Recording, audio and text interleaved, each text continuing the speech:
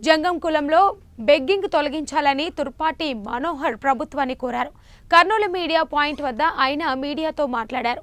ఆంధ్రప్రదేశ్ రాష్ట్ర దాసరి కులంలో బెగ్గింగ్ అనే పదాన్ని తొలగించిందని, అలాగే జగ్గం కులంలో బెగ్గింగ్ అనే పదం తొలగించాలని డిమాండ్ చేశారు.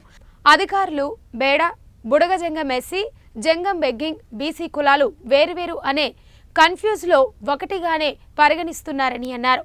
దీనివలన న్యాయబద్ధమైన బేడ, బుడగజంగం కులాలకు రిజర్వేషన్ హక్కులు అందడంలో ఇబ్బంది పడుతున్నారన్నారు. పూరి జంగమయ్యలు కులంలో బెగ్గింగ్ అనే పదాన్ని తొలగిస్తే కన్ఫ్యూజన్ లేకుండా ఎవరి హక్కులు వాళ్ళు అందుకునే అవకాశాలు ఉంటాయన్నారు.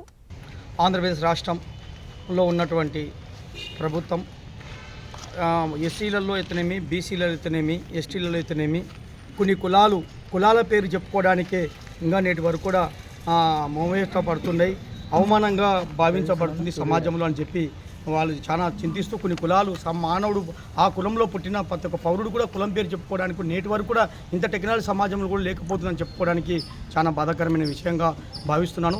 అందులో భాగంగానే ఆంధ్రప్రదేశ్ రాష్ట్ర ప్రభుత్వం దాసరి, బెగ్గింగ్ అనే ఉండే బీసీ కులంలో ఉండే వాటిని బెగ్గింగ్ అనే పదం తొలగించాలని చెప్పి ఆ కమ్యూనిటీ ప్రతినిధులు ప్రభుత్వానికి వినతి పత్రాలు ఇవ్వడం వలన, ఎందుకంటే ఆ బెగ్గింగ్ అనే పదం అడకతిన్నాము యాచక వృత్తి అని ఉంటుంది, దానివల్ల మా కులం యొక్క ఆత్మగౌరవం దెబ్బతీస్తుంది, ఆ పదాన్ని తొలగించండి అని చెప్పి ఆ యొక్క కమ్యూనిటీ ప్రతినిధులు ప్రభుత్వానికి తెలియజేసుకోవడం వలన దాసరిలో బెగ్గింగ్ అనే పదాన్ని తొలగించడం జరిగింది.